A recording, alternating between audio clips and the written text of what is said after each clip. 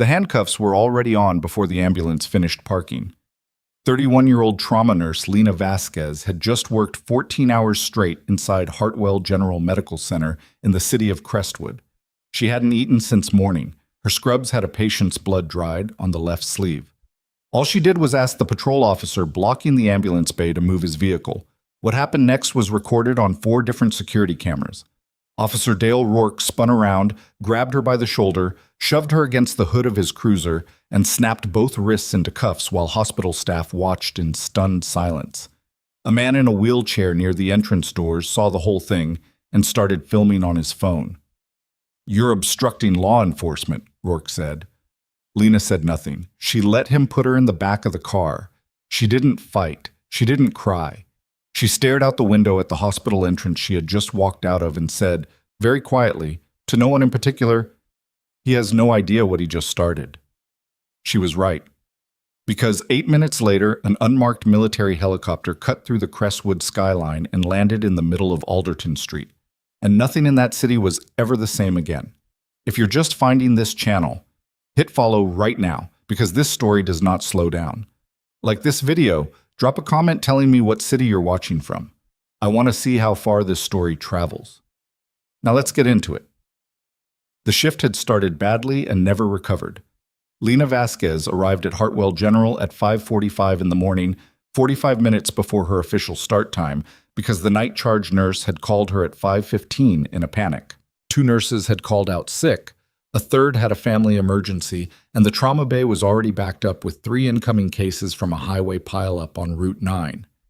Lena lived 12 minutes from the hospital. She said she'd be there. She didn't think about it. She just went. That was the thing people didn't understand about Lena. She wasn't some idealized version of a selfless hero. She was 31 years old. She was tired most of the time. She drank too much coffee. She had a short fuse when people were deliberately stupid. And she had spent the last 4 years building a quiet, unremarkable life in Crestwood, because unremarkable was exactly what she needed. She paid her rent on time. She kept mostly to herself. She showed up for her shifts, she did the work, and she went home. What she didn't advertise to anyone was the 8 years that came before Crestwood. The morning blurred the way bad shifts always did, in fragments, not sequence. A 43-year-old with a crushed sternum, a teenager who had gone through the windshield, a woman who had coded twice in the ambulance and arrived barely holding on. Lena moved through all of it with the kind of calm that other nurses sometimes mistook for coldness, because she didn't talk much while she worked, and she didn't explain her decisions before she made them. She just made them. She assessed, she acted, she moved on. By noon, she had been on her feet for 6 hours with no break. By 2, she had eaten half a granola bar standing at the medication station. By 4, the trauma bay had finally cleared enough for the charge nurse to tell her she could take a real break. And Lena had looked at the clock and calculated that she had 3 more hours left in her shift and decided a break would only make the exhaustion worse. She was wrong about that, but she pushed through anyway. The problem with Dale Rourke started the way most problems in hospital emergency departments started, with something small and with someone who had no interest in being reasonable. The ambulance bay at Hartwell General was not a large space. It had been designed for 2 simultaneous vehicle drop-offs, but the construction on the east wing, which had been ongoing for 11 months, had effectively reduced it to 1 usable lane. The hospital had posted clear signage. They had sent letters to the Crestwood Police Department twice, explaining the access restrictions and asking for cooperation. The police department had acknowledged both letters and done nothing in particular about them.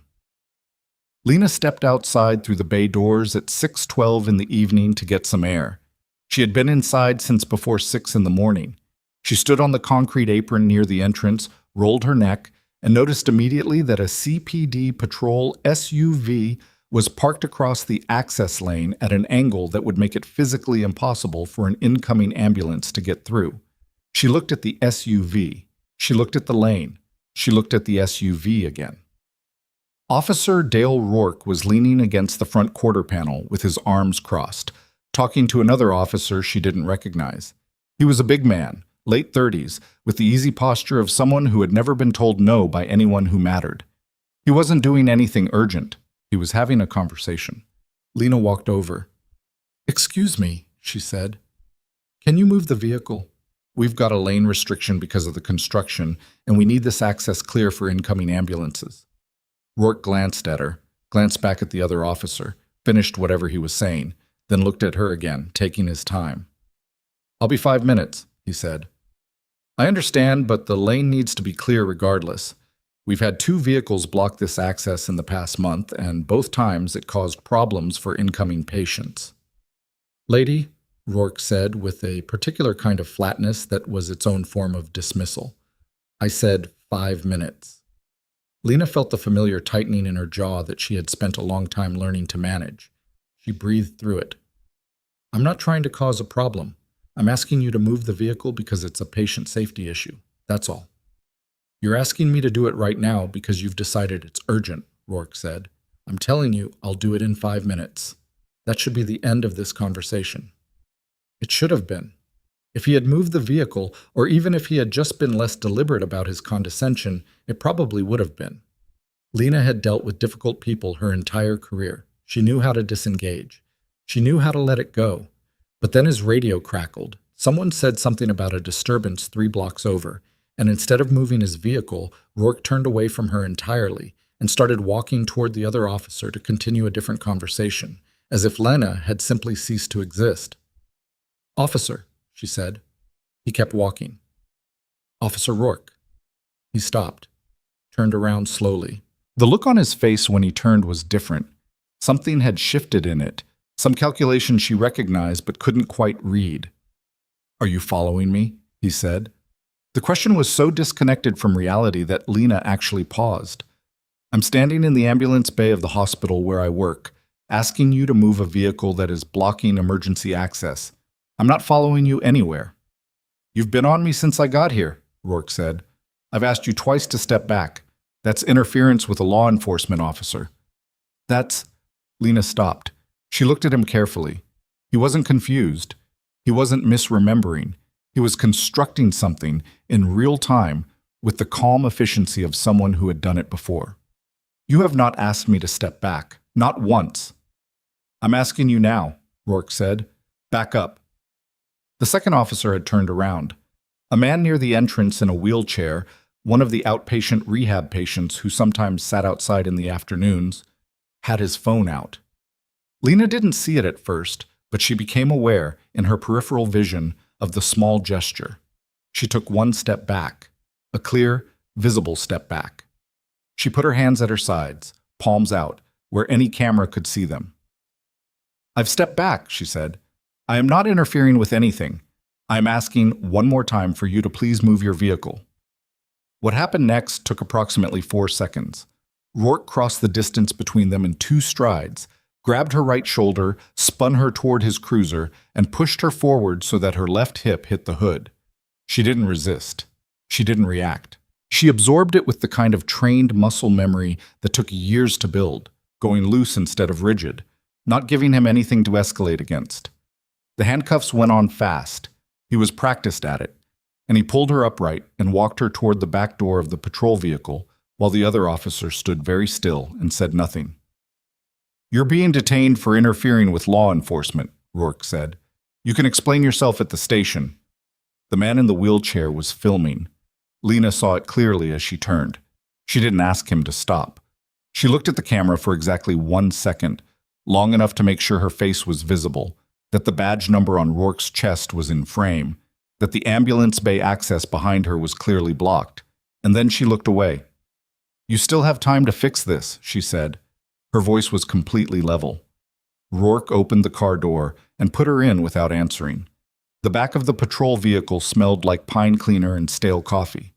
Lena sat with her hands cuffed behind her and her spine straight and stared at the metal divider separating her from the front seat. Her shift bag was still inside the hospital. Her phone was in her left scrub pocket, which she couldn't reach. She had a small bruise forming on her left hip where it had hit the hood, and her right shoulder ached from the grab, and she was acutely aware of how hungry she was. She did not panic. Panic had been trained out of her a long time ago, in circumstances that made this look manageable.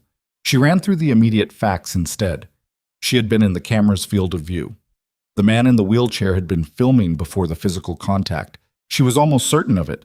Her badge, with her employee ID and her name, was clipped to her left breast pocket and would have been visible in any footage. The ambulance bay was still blocked. She thought about that last part and felt the first real edge of anger cut through the exhaustion, not at Rourke, at the fact that if a trauma case came in while she was sitting in this car, with that lane blocked, someone might die waiting. She closed her eyes, breathed, thought about what she needed to do when she got to the station, who she needed to call, how to handle the next 2 hours. She was so deep in the calculation that she almost missed the sound. It started low, a rhythmic thudding from somewhere above the urban noise of traffic and distant sirens. It built quickly, closer than she expected, and then it was overhead, and the windows of the patrol vehicle were shaking with the rotor wash, and even Rourke, who had been on his phone in the front seat, went very still. Lena opened her eyes. Through the side window, she could see the tops of the streetlights bending, paper from a nearby trash can scattered across the asphalt. People on the sidewalk stopped walking and tipped their faces up. A cyclist hit his brakes and put both feet down. The helicopter, matte, no visible markings, running lights the color of amber rather than the standard red, descended in a flat controlled drop directly into the intersection of Alderton and Harwick, less than 60 yards from where the patrol car was sitting. It didn't land so much as it settled, with a precision that spoke of serious training and better equipment than any municipal agency in Crestwood operated. The rotors went to idle. The door opened. 4 people stepped out. They were in civilian clothing. No uniforms, no visible insignia, but they moved the way that only military people and certain federal agents moved, with an economy of motion that had nothing to do with looking impressive and everything to do with covering ground efficiently and keeping hands free. The one in front was a woman, slightly shorter than the others, and she was already on a radio or phone talking quickly, eyes scanning the block. Rourke got out of the car. Lena watched through the side window as the woman from the helicopter held up something. Credentials, from the shape and the way Rourke reacted to them, going from annoyed to very carefully neutral in about 1 second flat. The conversation that followed lasted less than 90 seconds. Lena couldn't hear it through the glass, but she didn't need to. She could read posture. Rourke started the conversation with his chest out and ended it with his shoulders pulled back, not in confidence, but in the physical restraint of someone who was trying very hard not to show that they had just understood something alarming. The woman turned from Rourke and walked directly to the back door of the patrol car. She opened it. "Ms. Vasquez," her voice was controlled, not warm, not cold, professional in the specific way that came from practice. "Can you step out, please?" "I'm in handcuffs," Lena said. "I know. Officer Rourke is going to remove them." She looked at Rourke, who had come around the car, and now produced his key with the expression of someone performing a task they understood they had no choice about. The cuffs came off. Lena stepped out of the vehicle and rolled both wrists once, a small automatic gesture, then stopped and stood straight. "I'm Agent Carver," the woman said. "We need to speak with you immediately. There's been a situation involving the federal operation you've been supporting." She said it quietly and matter-of-factly, as if there were nothing remarkable about standing in the middle of a Crestwood street with a helicopter behind her, speaking to a trauma nurse in blood-stained scrubs who had just been taken out of the back of a patrol car in cuffs. Lena looked at her for a moment, looked at the helicopter, looked at the 3 other personnel who had spread out at the perimeter of the intersection, not threateningly, but deliberately, the way people spread out when they are securing a space. "How long has the check-in been missed?" she asked. Carver's expression didn't shift, but something in it tightened fractionally. 43 minutes. "What's the situation?" Deputy Director Holt collapsed in the command vehicle approximately 26 minutes ago. The team medic has been holding him, but we're losing ground. She paused. "He asked for you specifically." Lena felt the information land and processed it in the direct way she processed everything clinical, stripping it down to what it required from her, not how it made her feel. She turned back to Rourke, who was standing near his cruiser with his arms at his sides and an expression she recognized as a man trying to figure out what exactly had just happened to his evening. "Your vehicle is still blocking the ambulance bay," Lena said to him. "Move it." She didn't wait to see if he obeyed. She was already walking toward the helicopter. Carver fell into step beside her. "We have a full field kit on board. You'll have everything you need."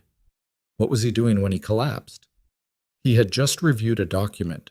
He went pale, said he felt pressure in his chest, and went down. Initially, we thought stress reaction, but he lost consciousness for about 40 seconds, and when he came back, his speech was slightly slurred on the left side. Age? 58. Medications?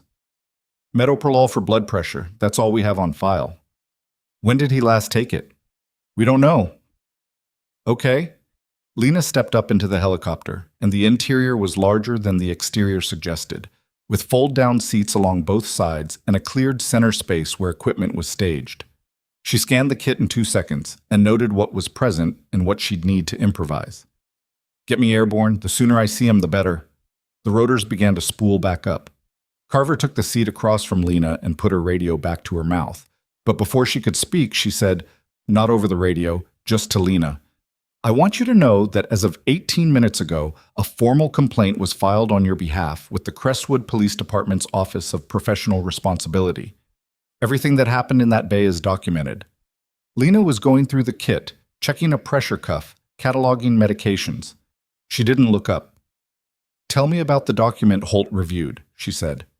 The one that triggered the episode. What was in it? Carver looked at her for a beat. Then she brought the radio back to her mouth. Tell the ground team we're 2 minutes out, she said, and pull up the case file on the Hartwell billing audit, all of it. The helicopter lifted. Below them, Crestwood shrank. The hospital, the blocked ambulance bay, the intersection where a patrol officer was still standing beside his cruiser, watching a matte black aircraft take the woman he had just put in handcuffs straight up into the evening sky. The document Carver described was 37 pages long.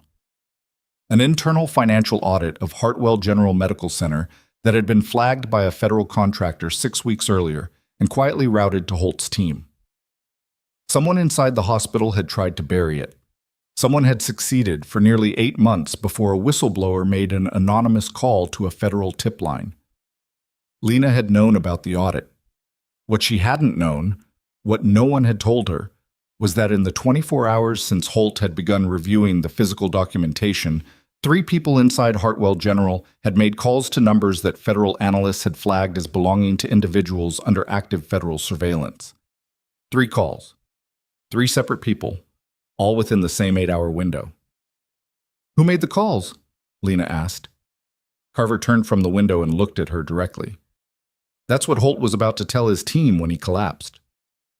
The helicopter banked left, and through the window Lena could see the grid of Crestwood below, the lights of Hartwell General still visible from altitude, the ambulance bay finally clear now, a vehicle pulling away from the access lane. She thought about the 14 hours she had just worked, the patients she had moved through, the hands she had assessed, the charts she had checked, the medications she had administered. She thought about the people inside that building, the ones she worked with every day, the ones who had smiled at her in the corridor and asked about her weekend and stood beside her during codes. 3 calls. 1 8-hour window. She set down the pressure cuff and looked at the equipment kit. Then she looked at Carver. I'm going to need everything you have on those phone numbers, she said. But first I need to make sure Holt is alive. She turned back to the kit. Her hands were steady. They were always steady. The helicopter descended toward the secure ground unit 3 miles east of the city, and somewhere below them, in a building where Lena Vasquez had spent the last 4 years showing up early and staying late and documenting every irregularity she had ever noticed in a set of files that now sat locked in a federal server, the people who had made those 3 phone calls were about to realize that the officer who had arrested her had not, in fact, removed her from the equation. He had accelerated it. The ground unit was a converted logistics warehouse 3 miles east of Crestwood's downtown grid, the kind of building that didn't appear on any city planning map because the paperwork that should have recorded its federal lease had been filed under a shell contractor name in a different county. Lena had been there twice before, both times at night, both times for briefings that lasted under an hour, both times with the particular sensation of moving through a space that officially didn't exist. The helicopter set down on a marked pad behind the building, and before the rotors had fully wound down, Carver had the door open and was moving. Lena was right behind her, kit in hand, and the two of them crossed the tarmac at a pace that wasn't quite running but covered ground the way running did. The man waiting at the rear entrance was in his 40s, lean in the way that came from years of being too busy to eat regularly rather than from any kind of discipline about it. He had a tactical radio clipped to his belt and the expression of someone who had been managing a crisis for the past half hour by sheer force of controlled panic. "She has full access," Carver said to him as they passed. He fell into step behind them without comment. "How long since he last spoke?" Lena asked. 12 minutes, he said. He was coherent about 6 minutes before that. Couldn't tell us anything useful. He was focused on staying awake. "Airway. Clear. Medic has him on supplemental O2. BP when he went down? 194 over 112. Lena processed this without breaking stride. Hypertensive crisis was a possibility. Ischemic event was a possibility. Something else was also a possibility, and she filed that under things to test for as soon as she had eyes on him. The interior of the building was lit with work lights rather than overhead fluorescents, which meant the federal team operating out of it hadn't yet bothered with the kind of infrastructure that implied long-term occupation. Temporary folding tables held banks of laptops. A whiteboard on the far wall had been covered in something, and then covered again with a cloth. 3 people in civilian clothes were on phones simultaneously, and none of them looked up as Lena walked through. The command vehicle was parked inside, which meant they had driven it in through the loading bay. It was a modified medical transport van, dark gray, reinforced panels, blacked-out windows, and the side door was standing open. The medic, a young man with close-cropped hair, and a focused expression that cracked slightly when he saw Lena come through the door, moved immediately to give her space. "Talk to me," she said, not as a request. "Pulse was irregular when I got to him, settled out about 8 minutes ago to 86 and weak. Pressure was dropping before I got a saline line in. He's been in and out. Right now he's in." He paused. "He was asking for you before he stopped talking." Deputy Director Marcus Holt was 60 years old, though the file had said 58, and someone had either gotten it wrong or Holt had. He was a large man, now diminished by the position he was in, reclined in the command seat with his head back, and his color, the particular gray-yellow that Lena had learned to read as a body, in active distress. His eyes were open. They tracked to her when she came in. "Vasquez," he said. The word was slightly thick on the left side. "I'm here." She was already taking his wrist, feeling the pulse, noting its quality and rhythm, while she looked at the monitor the medic had running. "Don't try to tell me anything yet. Let me look at you first." "Need to? I know what you need to do. Give me 4 minutes." He closed his mouth. His jaw was tight with the effort of it. She worked fast and without narrating what she was doing, which was a habit she had never been able to train out of herself. She had been told by more than one supervising physician over the years that she was difficult to assist because she moved through assessments without announcing her steps, as if the checklist existed only inside her own head. It did. She had been building that checklist since she was 22 years old in environments where announcing your next move out loud was the kind of thing that got people killed. What she found was not a straightforward hypertensive crisis. His pressure was elevated, but not catastrophically so, now that the line was in. The slurred speech on the left was concerning, but it hadn't progressed. No facial droop, grip strength equal bilaterally, eyes tracking correctly. The irregularity the medic had noted was likely vagal, stress-induced, not the kind that came from structural cardiac damage. His lung sounds were clear, abdomen soft. She sat back on her heels and looked at him directly. "When did you last eat?" He blinked. Rough estimate. "This morning, early. Metoprolol with or without food?" "Without. I was late." She looked at the medic. "Push 25 of labetalol slow, get me a glucose strip, and find me something with sugar in it. Juice, a granola bar, anything." The medic moved. Lena turned back to Holt. "I don't think you're actively stroking," she said. "I think you have severely uncontrolled blood pressure compounded by low blood sugar and a significant stress response. The speech slur concerns me, and I want to watch it for the next 30 minutes before I commit to that assessment. But right now, I need you to tell me what was in the document." He didn't hesitate. Whatever energy he had been reserving for this, he spent it immediately. The billing audit flagged $47 million in fraudulent treatment claims, he said, all tied to veterans' health care reimbursements. We knew the number was big. We didn't know how it was structured. He paused to breathe. The effort of talking was visible. It wasn't a single scheme. It was layered. Somebody inside Hartwell built a system that created phantom treatment records for veterans who had already left the area. Some of them were deceased. The claims were processed through a third-party billing contractor who had a silent partner with access to the federal reimbursement pipeline. Lena kept her expression neutral. She had known there was fraud. She had known it was significant. 47 million was not a number she had been prepared for. The billing contractor, she said. Do we have a name? Meridian Healthcare Solutions, registered in Delaware, operational address in Crestwood. The silent partner in the reimbursement pipeline. He stopped. His eyes moved to Carver, who had come into the van and was standing near the door. Something passed between them. I need to hear it, Lena said. The silent partner has a federal employment record, Holt said, which is why this has been as slow as it has been. Someone inside a federal oversight office has been running interference on this audit for the better part of a year. The medic came back with the labetalol drawn and a bottle of orange juice that looked like it had come from someone's personal bag. Lena took both, passed Holt the juice, and watched him drink it with the absent-minded focus of someone who registered the necessity but resented the interruption. The medic pushed the medication slow and smooth while Lena kept one hand on Holt's wrist. We identified the 3 phone calls, Carver said from the door. The numbers match 2 contacts we've had on a watch list for 6 months and 1 number that's new. The new one pinged a tower 3 blocks from Hartwell General. Lena processed this. Someone inside the hospital made a call when they found out Holt was reviewing the physical documents. That's our read, yes. Which means someone inside the hospital knew which documents were being reviewed and when. Silence in the van for a moment. The kind of silence that had weight. We have a leak, Holt said.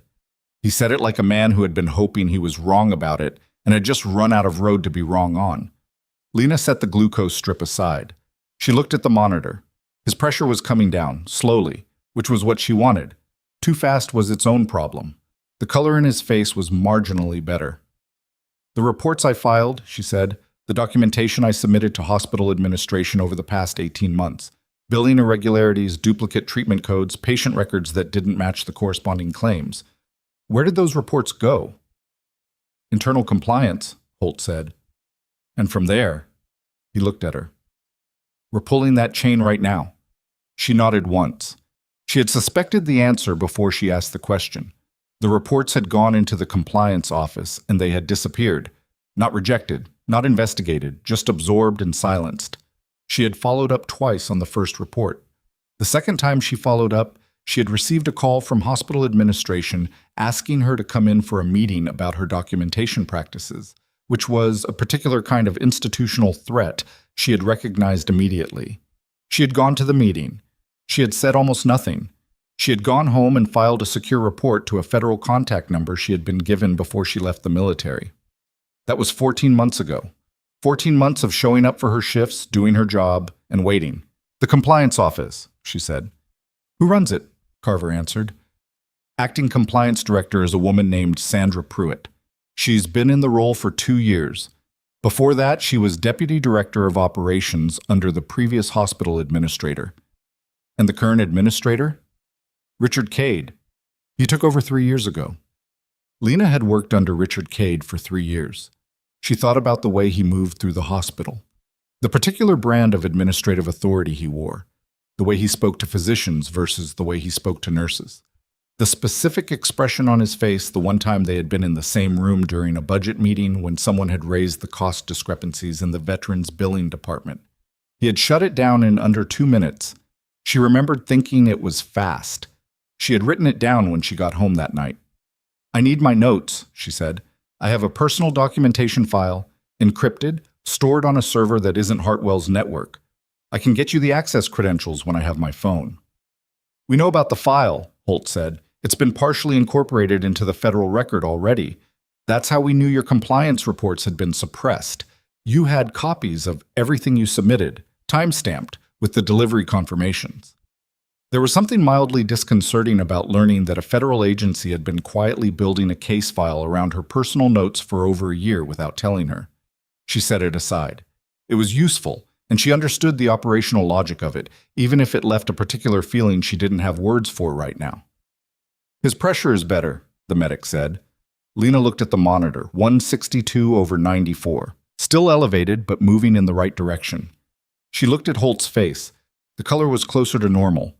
When she asked him to squeeze both her hands simultaneously, the grip was equal and firm.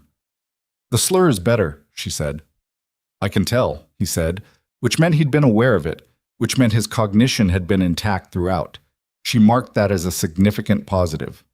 "I want you monitored for the next 2 hours," she said. "No decisions, no calls, no more document reviews until your pressure is consistently under 150. That's not a negotiation." "We don't have 2 hours, Vasquez. If you have another episode and I'm not here, you might not have any hours at all." She said it without heat, just as a fact. 2 hours. After that, you can do whatever you need to do. He looked at her for a moment with the particular expression of a man who was used to being in charge and had just encountered someone who was not impressed by that fact. Then he looked at Carver and said, "Get Nolan on the phone and tell him we need the warrant package moved up." Carver stepped outside the van to make the call. The medic adjusted the drip. Outside, someone was moving equipment. The sound of wheels on concrete, voices at low register, the specific ambient noise of an operation shifting from standby to active. Lena sat on the edge of the fold-down seat and pressed the heel of her hand briefly against her left eye. She had now been awake for over 16 hours. Her hip was bruised, her shoulder ached. She was sitting in a clandestine federal vehicle, helping manage a crisis that had started with a man who didn't want to move his patrol car. "Vasquez." Holt's voice was quieter now, less pressed. She looked at him. "The arrest tonight. What Rourke did." He paused. "I want you to know that's being handled independently of this operation. The footage has already been reviewed." "I know," she said. "It's going to get worse before it gets better," he said. "Once we move on Hartwell, there are going to be people who try to make the case that you were a disgruntled employee, that the documentation was motivated, that what happened tonight was part of some personal agenda." "I know that too." "Does it bother you?" She thought about the answer with more honesty than the question probably required. "It bothered me the first time someone accused me of having a personal agenda for filing an accurate report," she said. "Not so much anymore." He studied her for a moment. "Your file describes you as difficult to read." "My file describes a lot of things incorrectly," she said, without particular rancor. The faint edge of something that might have been a smile crossed his face and disappeared. "Fair enough." Carver came back into the van. Her expression had changed. Not dramatically, but Lena read it the way she read everything, in the small shifts rather than the large ones, and what she saw there was not good news. "Nolan can't move the warrant package," Carver said. "Judge Mira Delacroix was supposed to sign off on the search authorization tonight. She's recused." Holt went still. "On what basis?" "Conflict of interest. She's listed as a character reference on Richard Cade's professional biography from when he applied for the hospital administrator position 3 years ago." The silence that followed was different from the earlier one, tighter. "Who else can sign?" Lena asked. Carver looked at her. "That's the problem. The warrant has been routed through a specific federal circuit because of the classified components. There are 3 judges authorized to sign. Delacroix was one. Of the other 2, one is traveling internationally, and the other is Judge Harmon Pitts." She paused. "Pitts has been on our internal watch list since April. We don't know why yet, but Nolan doesn't want to route anything through him until we do." "So we have a warrant that can't be executed," Holt said. "Not tonight.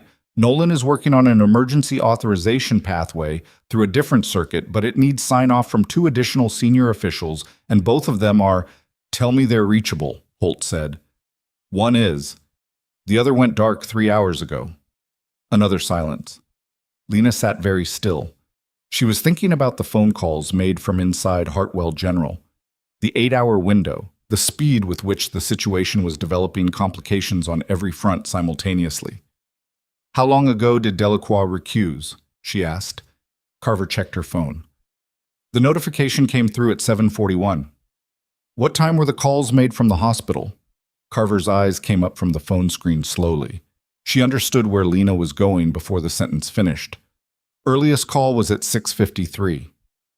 48 minutes. Someone had made a call from inside Hartwell General at 6:53. The judge assigned to the warrant had recused at 7:41. That's not a coincidence, Lena said. No, Carver said. It is not. Holt had gone very still in his reclined position, the kind of stillness that wasn't rest but was calculation. They know we're moving, he said. They don't know how much we have, but they know something is coming. They're dismantling the authorization pathway. Which means they have someone inside who knows about the warrant, Lena said. Or someone who knows enough about our process to anticipate it, Carver said, but her tone said she didn't entirely believe her own distinction. Lena looked at the whiteboard on the far wall, the one with the cloth over it. She had been curious about it since she walked in. Is that the network map? Carver looked at Holt. Holt looked at Lena with the assessment of a man deciding something quickly. Show her, he said. Carver pulled the cloth. The whiteboard was covered in a dense web of names, dates, arrows, and colored lines, the kind of visual mapping that federal investigators built when a case had grown past the point where it could be held in any single person's head. There were photographs pinned at several nodes. Lena recognized two of the faces immediately. The first was Richard Cade, Hartwell General's administrator. The second was Sandra Pruitt, the compliance director. But it was the third face she focused on, a photograph she hadn't expected to see in the upper right quadrant of the board connected to the hospital node by two separate lines in different colors. She knew that face. She had seen it 3 times in the past week alone. Who's that? She asked, though she already knew the name. Dr. Frederick Norwal, Carver said, Hartwell's chief of medical staff. He's been on the board for 14 months. Lena said nothing. She was thinking about the morning rounds she had watched Norwal run, the way he moved through the wards, the particular quality of his attention when he was near the veterans wing, not clinical, she realized now, reconstructing the memory. Administrative. He had been counting something. He has a secondary employment record, Carver continued, part-time consulting relationship with Meridian Healthcare Solutions. He disclosed it in his hospital employment file as a minor financial interest. Administration signed off on it. Cade signed off on it, Lena said. Yes. She stared at the photograph for another moment. She thought about the audit she had found 14 months ago, a small billing discrepancy in the veterans wing, easily explainable on its own, the kind of thing that disappeared into statistical noise unless you were looking at the pattern. She had been looking at the pattern because she was the kind of person who noticed patterns and then couldn't unknow them. She had pulled the thread, and the thread had gone very deep, very fast, and she had made the call she'd been trained to make if she ever found herself holding that kind of thread. 14 months ago. She had been waiting for 14 months. How close are we to a clean authorization pathway? She asked. 6 to 12 hours if everything goes right, Carver said. Longer if the official who went dark doesn't resurface. And in 6 to 12 hours, how much evidence can they move or destroy? Neither Carver nor Holt answered. The answer was implicit in the silence. Lena looked at the board one more time. Then she looked at Holt. Is there anything inside Hartwell that you need me to do? Not federally authorized, not in any official capacity. Just something a nurse who works the next morning shift might do, entirely within her normal scope of duties, that would preserve something that needs to be preserved. Holt looked at her for a long moment. His pressure was better. His color was better. He was fully present in the way that he hadn't been 20 minutes ago.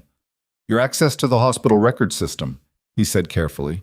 As a treating nurse, you have standing to request copies of patient records for ongoing clinical purposes. I do, she said.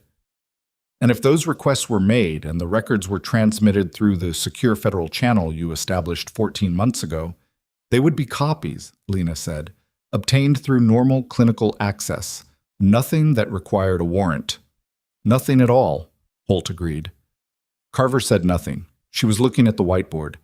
It wasn't a perfect solution. It had edges and risks, and it assumed that Lena's hospital access hadn't already been flagged or restricted, which was an assumption she couldn't verify without logging in. It also assumed she could get back to Hartwell tonight, run the records requests without triggering administrative alerts, and get out before anyone inside the building understood what she'd pulled. She was going to need her phone, her badge, and a way back into the hospital. She was also going to need to know something first. The official who went dark, she said. The one you can't reach for the authorization pathway. Do you have a name? Carver hesitated for a fraction of a second that Lena caught and cataloged. Deputy Oversight Director Paul Hensley. He has been unreachable since 4:45 this afternoon. Lena thought about this. She felt something cold and quiet settle into place in her chest. Not fear exactly, more the particular sobriety that came from understanding the shape of a bad situation all at once. 4:45, she said. That's before the calls from the hospital. Yes, Carver said. So they moved on Hensley before they knew you were reviewing the physical documents. That's our assessment, which means they already knew something larger was coming, before tonight, before Holt reviewed the audit. Carver's expression was carefully controlled. We believe there may be an additional source of information we haven't identified yet. The thing she didn't say out loud, but that hung in the air of the van with complete clarity, was that the additional source was inside the federal operation itself. Lena looked at the board. She looked at the photograph of Norwal. She thought about the 14 months of careful, documented, quietly exhausting work she had done inside a hospital, where the people above her had been burying every piece of evidence she generated. She thought about Dale Rourke, who had put handcuffs on her 8 hours into a 14-hour shift because she had asked him, politely, to move his vehicle. She thought about the man in the wheelchair with his phone. I'm going to need a secure vehicle, she said. Not this one. Something that looks like nothing. And I need to be back in Crestwood within 40 minutes. Carver looked at Holt. Holt looked at Lena. What are you going to do? My job, she said. The one I've been doing for the past 14 months? She picked up her kit, set it back on the equipment shelf, and turned toward the van door. Her shoulder still ached. Her hip was going to bruise purple by morning. She hadn't eaten a real meal since 5 a.m., and it was now well past 8 in the evening. She stepped out of the van and into the warehouse floor and found the man with the tactical radio who had met them at the door. I need a vehicle, she said. Plain, nothing marked, something that parks without drawing attention. He studied her. Where are you going? Hartwell General, she said. I have a morning shift at 7. He stared at her. I'm going in early, she said. The warehouse was very active now. 3 more people had arrived since the helicopter landed, and someone had uncovered the whiteboard and was photographing it with a device Lena didn't recognize. The laptops were running multiple screens, and one of them was showing in real time the exterior camera feeds of a building she was almost certain was Hartwell General. She was watching the feeds from across the room when she saw something on the left monitor that made her go completely still. The loading dock at the back of Hartwell General, the one that served the medical records storage room and the compliance office, was active. A gray panel van was backed up to the dock. 2 men were carrying boxes. A third was standing near the dock edge with his back turned, but his posture and the particular way he was standing with one hand on his phone was recognizable. It was Frederick Norwal. It was 9:17 in the evening. Lena turned from the monitors and found Carver directly behind her. How fast can we get someone to that loading dock? Carver was already looking at the screen. Her face had gone very still. Not fast enough, she said, and then quieter. Not without the warrant. The gray panel van's rear doors swung shut. On the monitor, one of the men slapped the side of the van twice. The other climbed into the passenger seat. Norwal pocketed his phone and walked back through the loading dock door into the hospital without looking back. The van pulled away from the dock and turned right onto the service road, heading east, taillights shrinking on the monitor until they cleared the camera's range and disappeared entirely. Carver was already moving before Lena finished turning from the monitor. She crossed the warehouse floor in 8 strides and had a radio up, talking fast and low, while 2 of the personnel at the laptop bank swung around in their chairs and started working with the focused speed of people who had been waiting for exactly this kind of trigger. Lena stood at the monitor and watched the empty loading dock. The dock light was still on. The door Norwal had walked through was closed. Can we track the van? She asked, to no one in particular. One of the laptop operators answered without looking up. Pulling traffic camera feeds on the East Service Corridor now. Give me 90 seconds. She gave him 90 seconds. She spent them watching the loading dock and doing the math she didn't want to do. The boxes had been mid-sized, the kind used for file storage. 2 men, multiple trips. She had seen at least 3 transfers in the time she'd been watching, which meant the van had been there before she looked at the screen. How long before was the question? How much had already left? Got it, the operator said. Van turned east on Meridian Road. Current position. He stopped. It stopped. Parking lot of a self-storage facility on Granger Avenue, about 1.5 miles from the hospital. They're transferring it to a secondary location, Carver said, coming back from her radio call. Not destroying it, transferring it. Why not destroy it? Lena asked. Because destruction creates its own evidence.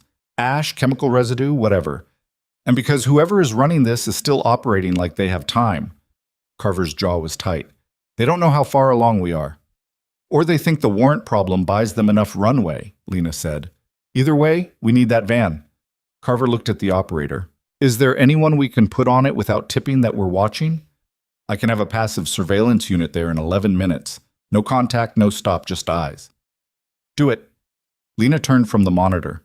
She was thinking about Norwal. The way he'd stood at the dock with his phone, not hurried, not furtive, just directing. Like a man who managed logistics as a matter of routine, which was precisely what he had been doing, she now understood, for probably the entire 3 years Kate had been running Hartwell General.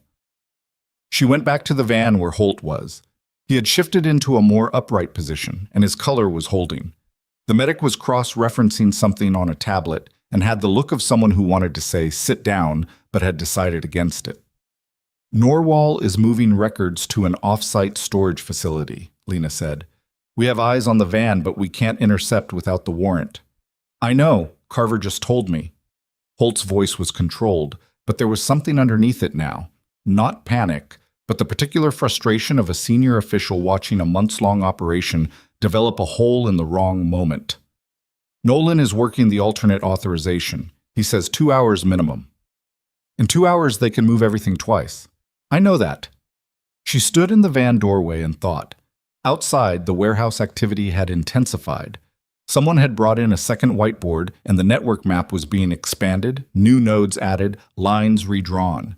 The operation was accelerating even as its central mechanism, the warrant, remained stuck. The storage facility, she said. What's the legal status of materials stored there?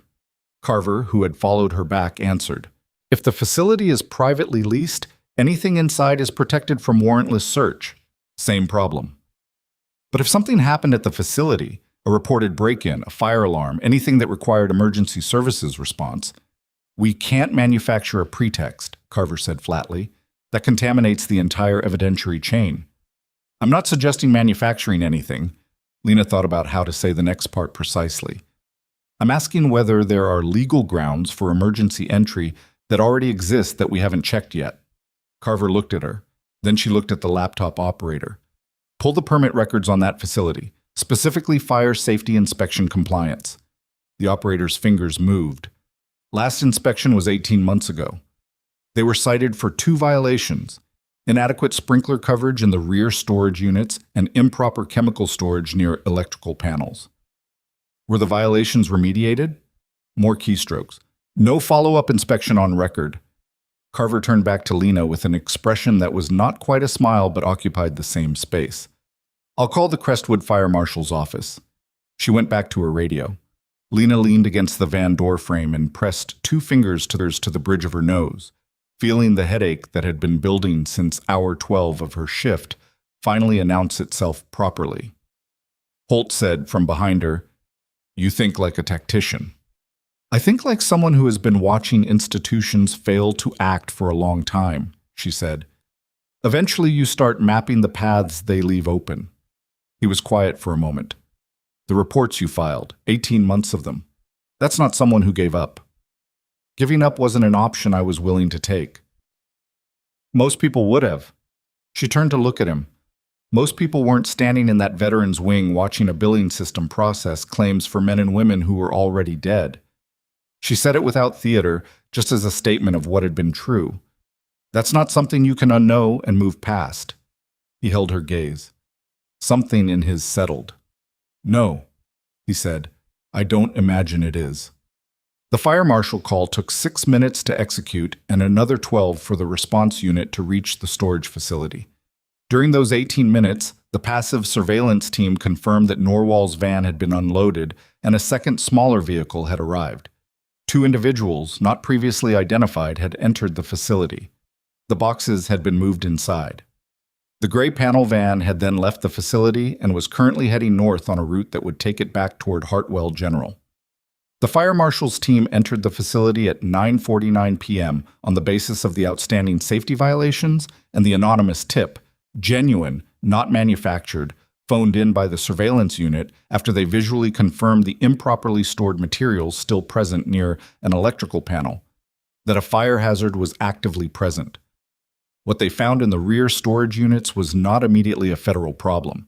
Boxes of documents, file folders, medical records, none of it was their jurisdiction. But the facility manager, confronted with the outstanding violations and the liability of an active inspection, locked the facility. Nothing could be removed until the inspection was complete. The inspection, under Crestwood Municipal Code, could take up to 72 hours. The documents weren't secure, but they were stopped.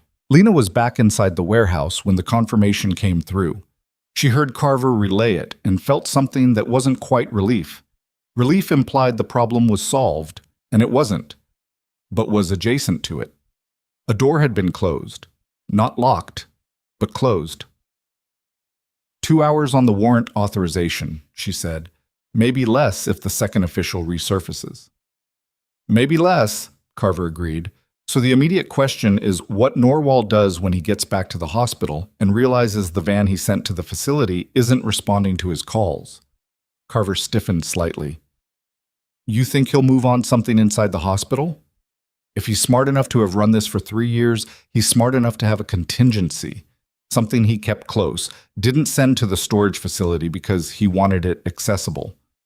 Lena thought about this. Medical records can be deleted, not as cleanly as they can be physically removed, but the server logs can be manipulated if you have administrator access. Cade has administrator access to the hospital records system, Carver said. Does Norwal? She checked her device. Medical staff records access, not full administrator. But Cade does. Lena looked at the camera feed still running on the laptop screens. Is Cade at the hospital right now? The operator checked. His access badge last pinged inside the building at 8:52, less than an hour ago, after the calls had been made from the hospital, after the judge had recused.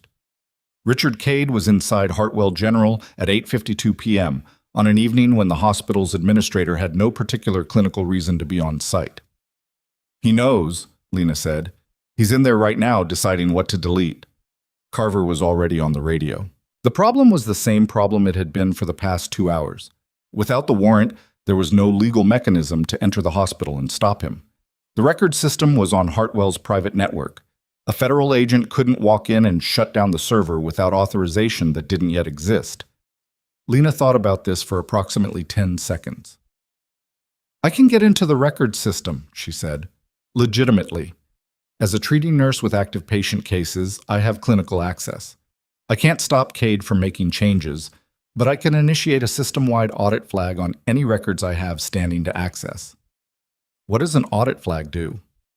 It triggers a compliance review protocol that creates a time-stamped log of every subsequent access to those records.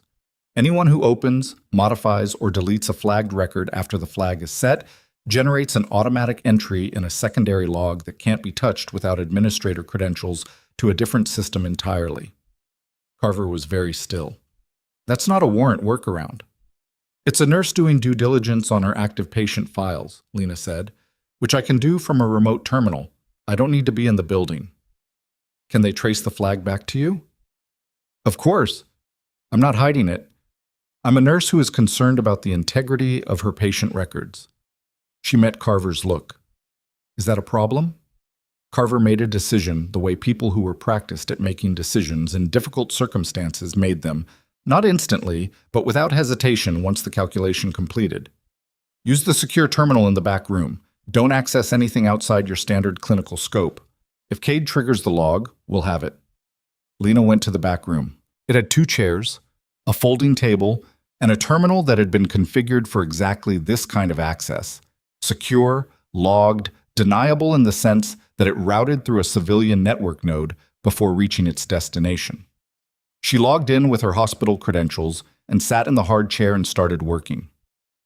The veteran's wing patient files she had active standing on numbered 23. She flagged all 23. Then she pulled the associated billing records.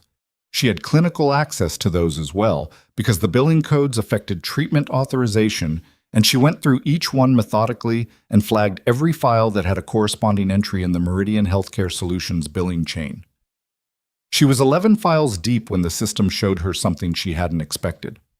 One of the veteran patient records, a man named Gerald Okafor, 64 years old, discharged 8 months ago, had been accessed 14 times in the past 6 weeks, not by his treating physician, not by any clinical staff, by a user ID she didn't recognize, with an access credential that should have belonged to the compliance office, Sandra Pruitt's office.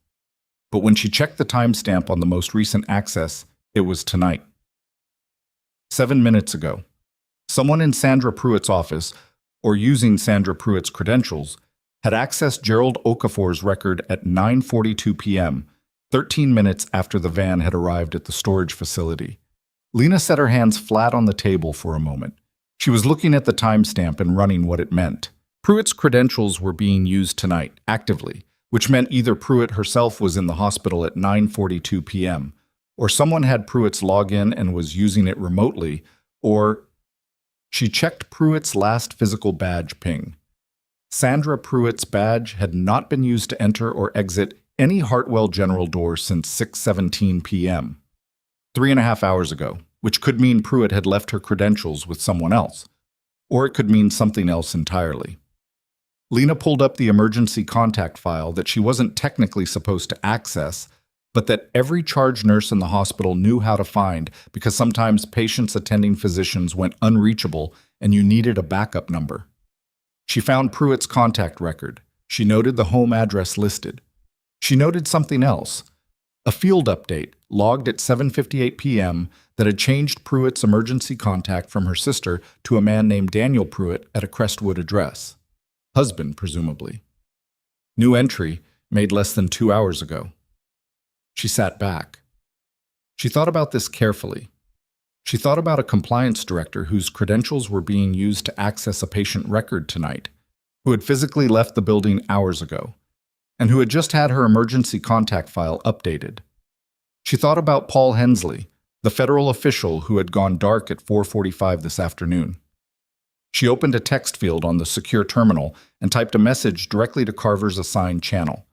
Pruitt credentials active in system at 2142, no physical badge entry since 1817.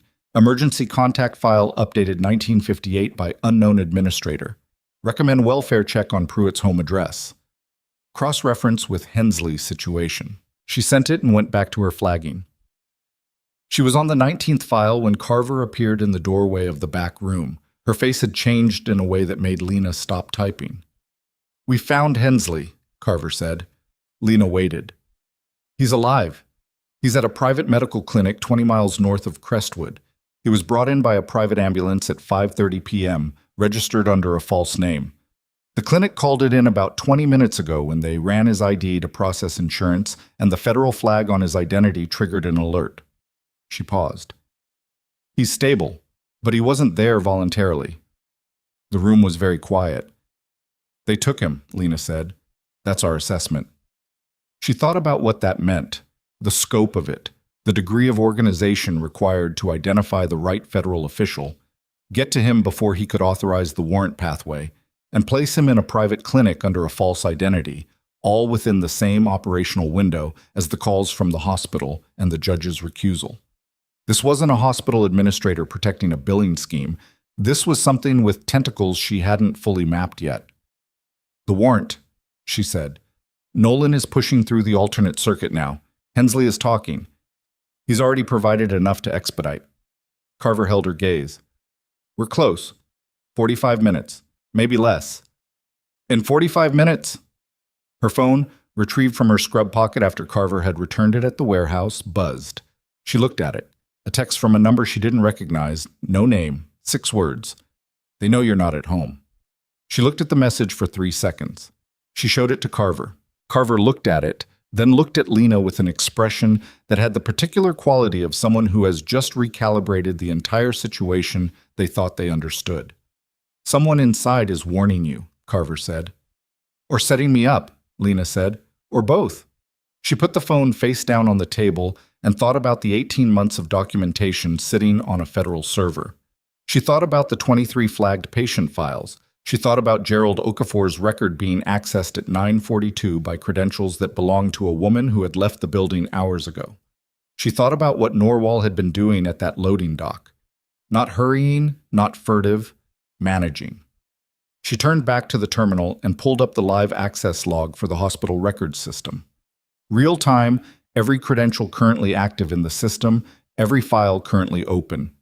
There were 11 active sessions. Most were clinical. Night shift nurses, an on-call physician, the pharmacy system running automated reconciliation. One session, logged in under Richard Cade's administrator credentials, had been active for the past 40 minutes. It had opened 47 records. It had not yet deleted anything. It was currently inside the billing archive for the Veterans Wing. Lena's fingers moved to the keyboard. She knew what she was about to do. She also knew that what she was about to do would announce her position in the system immediately, to anyone watching the access logs, which included Cade.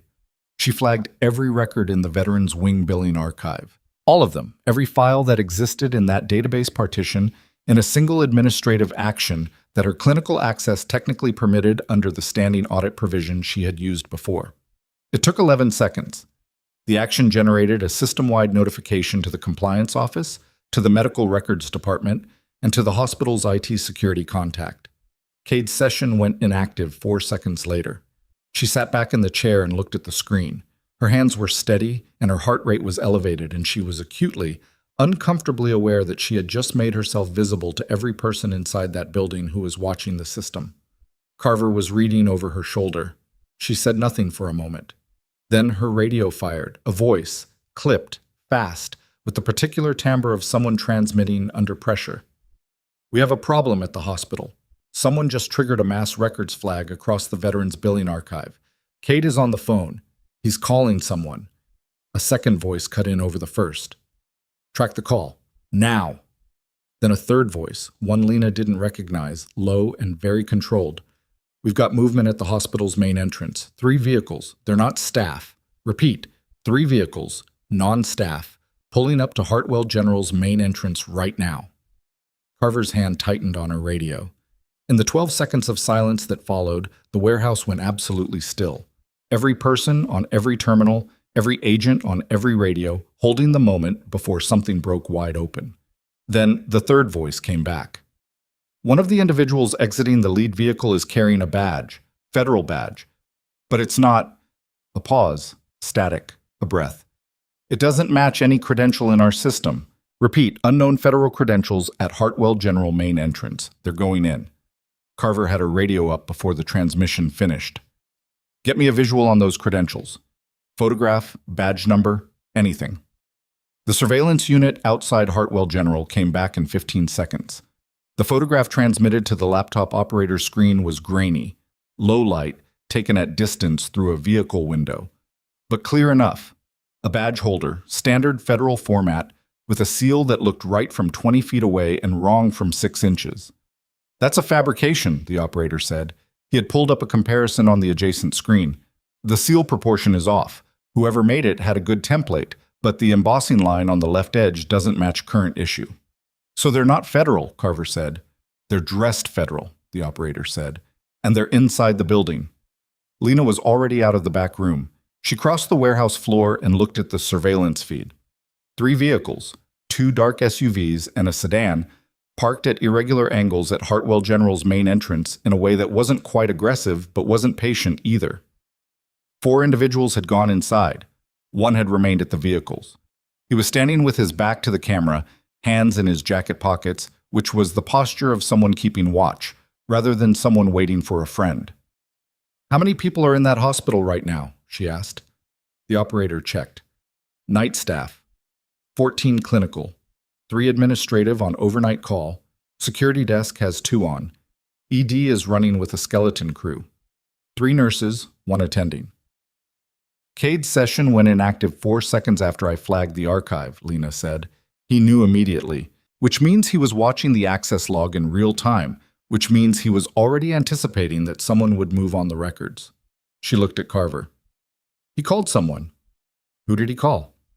We're pulling the trace now. His cell went active at 22:03 for a 47-second call. 2? The operator's face changed slightly. Number is registered to a logistics company in Delaware. Meridian Healthcare Solutions parent entity. Lena stood very still. Meridian. The billing contractor.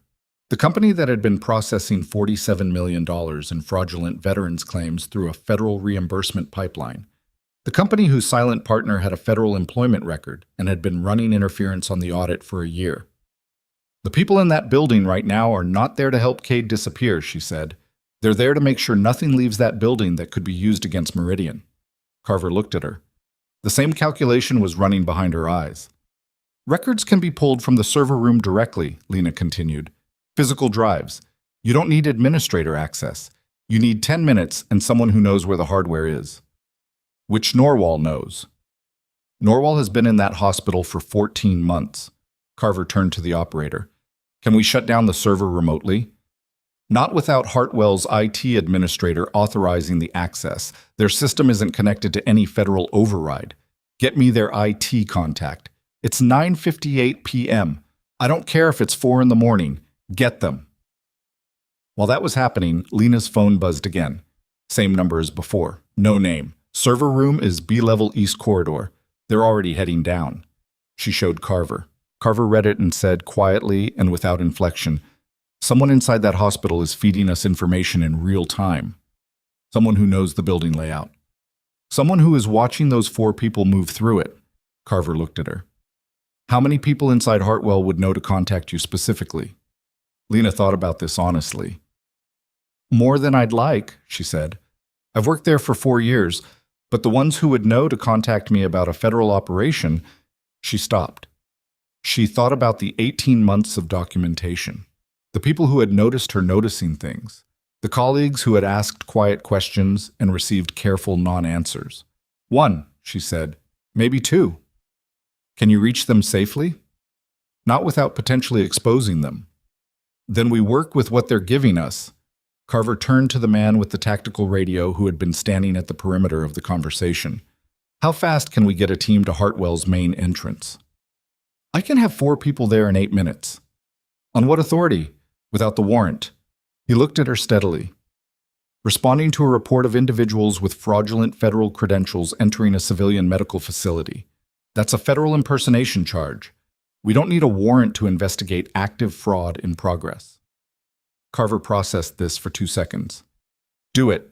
Soft entry, no disruption to the clinical areas, and I want Cade located before anyone else is approached. He stepped away and began making calls. Lena was already thinking about the server room, B-level East Corridor. She knew the building. B-level was the basement, accessed from 2 stairwells, one near the main entrance, one at the far end of the east wing near the loading dock Norwal had used. The server room was behind a keycard door that required IT-level access or administrator credentials. If Cade had given those credentials to the 4 people now moving through Hartwell General, they could be in that room in under 3 minutes from the main entrance. The IT contact came on the line at 22:11. He was groggy and then abruptly not groggy when Carver told him what she needed in 3 sentences. He said he could trigger a remote lockdown of the server room's access control system from his home, which would prevent any credential from opening the door until he manually released it. It would take him 4 minutes to access the administration panel. 4 minutes. The feed from outside Hartwell showed no movement at the vehicles. The man keeping watch had his phone out now, typing something. They're communicating with someone inside, the operator said, watching the same feed. Can you read it? Not in real time. We'd need... Do what you can. Lena stood in the middle of the warehouse floor and felt the particular sensation of a situation moving faster than the mechanisms available to control it. This was not unfamiliar. She had spent years in circumstances where the gap between what needed to happen and what could be authorized to happen was exactly the kind of space where people got hurt. She had learned in those years that the gap didn't close by itself. She looked at Carver. "I can be at Hartwell in 8 minutes. You're not going into that building. I have badge access. I have legitimate clinical standing. You have 4 individuals with fake federal credentials moving toward the hospital's server room and a man outside who is communicating with someone we haven't identified yet." Carver's voice was not unkind, but it was final. "You're not going in alone." "I wouldn't be alone. Your team will be there. My team will be managing the entry situation. You'd be—" Lena's phone buzzed a third time. "Cade is in the administrative corridor, second floor. He has a bag. He is leaving." She showed it to Carver without comment. Carver read it, looked at the surveillance feed, looked at Lena. "If Cade walks out of that building with whatever is in that bag before your team gets there," Lena said, "I know. There is no scenario where that is acceptable." "I know." Carver held her gaze for one long moment. Then she said, "You stay in the clinical areas. You do not approach any of the 4 individuals. If you see Cade, you do not confront him. You call me." Lena was already picking up her badge from the table where it had been placed when she sat down at the terminal. "I'll need a vehicle." The same man who had met them at the door when they arrived, she still didn't know his name, held up a set of keys without being asked. Dark blue Civic parked on the south side. Nothing on it. She took the keys and went. The drive took 9 minutes, not 8, because a signal light on Granger was stuck on red at an intersection with no cross traffic. The particular minor absurdity of infrastructure that didn't know it was in the middle of something. She sat at it for 11 seconds before going through. She parked on the street, not the hospital lot, and walked to the employee entrance on the north side of the building, which was accessed by badge and was not visible from the main entrance where the vehicles were sitting. The badge reader accepted her credentials without hesitation, which meant her access hadn't been flagged or suspended, which was either because Cade hadn't gotten to it yet, or because whoever had generated the flags on her records earlier hadn't thought to revoke physical access. She went in. The night shift baseline of Hartwell General was something she knew in her body. The specific quality of the lighting, the reduced ambient noise, the way the corridors felt larger at this hour with the daytime population stripped out. She went to the stairwell rather than the elevator and came out on the second floor, administrative corridor, which was exactly what the text had said. The corridor was empty. She stood in the stairwell doorway for 3 seconds, checking the length of the hall. Administration offices ran along the left side. Cade's office was the third door. The light under his door was on. She called Carver. "I'm on the second floor administrative corridor," she said quietly. "Light is on under Cade's office. No visual on him yet." "Team is 90 seconds from the main entrance," Carver said. "Do not move toward his office." "Understood." She stayed in the doorway. 30 seconds passed. The door to Cade's office opened. Richard Cade was 61 years old and looked right now like a man who had made a series of decisions over a long period of time and had just arrived at the moment where all of them came due simultaneously. He was wearing his suit jacket, which he rarely did this late in the day, and he was carrying a laptop bag over one shoulder and a physical file folder under his other arm, holding it with the slightly too careful grip of someone making sure it didn't open. He came out of his office, turned to lock the door behind him, and then turned back toward the corridor and saw her. The moment lasted perhaps 2 seconds, long enough for his face to go through 3 things in rapid succession: recognition, calculation, and then a settling into an expression she would not have predicted, which was a version of composure. "Ms. Vasquez," he said, "you're not scheduled tonight." "Neither are you," she said. He looked at her for a moment. He looked at the badge on her chest. He looked at the corridor behind her, then the one behind him. "I was doing some administrative catch-up," he said. "Late night. You know how it is?" "I do," she said. "Long days." Something moved behind his eyes. A recalibration. He had run a hospital for 3 years, which meant he had run 1,000 conversations where the subtext was doing more work than the surface. And he was, she recognized, very good at it. "Is there something I can help you with?" he asked. His voice was calm, professionally, expensively calm. I flagged some records earlier, she said. Patient files in the veterans wing. I wanted to make sure the system registered it correctly. At 10 o'clock at night. Patient care doesn't follow office hours. He smiled. It was a precise smile, not reaching anything behind it. No, it doesn't. He shifted the laptop bag slightly on his shoulder. I'll let you get to it then. Good night, Ms. Vasquez. He started walking toward the far stairwell, away from the main entrance, away from where Carver's team would be coming in. She had told Carver she wouldn't confront him. She hadn't said she wouldn't follow him. She stepped into the corridor and walked behind him at a distance, phone in her hand, and typed a text to Carver's number one-handed. Cade, heading to south stairwell, second floor, laptop bag plus physical file. She got 12 steps before the elevator at the end of the corridor opened and two of Carver's team came out. Not in tactical gear, in civilian clothes, the kind of deliberately unremarkable look that federal agents adopted when they needed to move through a civilian space without triggering alarm. One of them was a woman Lena didn't recognize. The other was the man with the tactical radio from the warehouse. Cade stopped. The woman held up credentials. Mr. Cade, federal investigation. We need you to come with us. Cade looked at the credentials for a long moment. Then he looked back at Lena, still standing in the middle of the corridor behind him. And in his expression, in the specific quality of the look he gave her, she read something she had seen before in other circumstances. The moment when a person understands that the trap they thought they were navigating is one they walked into sometime much earlier, and that the walls closed long before they felt it. He didn't run. She had half expected him to. Instead, he set the laptop bag down on the floor carefully, like he was setting down something fragile, and he straightened and he said, to no one in particular, I want my attorney. That's your right, the woman said. The bag stays here. He looked at the bag, looked at the file folder still under his arm. That too, the woman said. He handed it over. Lena watched them walk him to the elevator. The man with the tactical radio caught her eye briefly as he passed and gave her one short nod.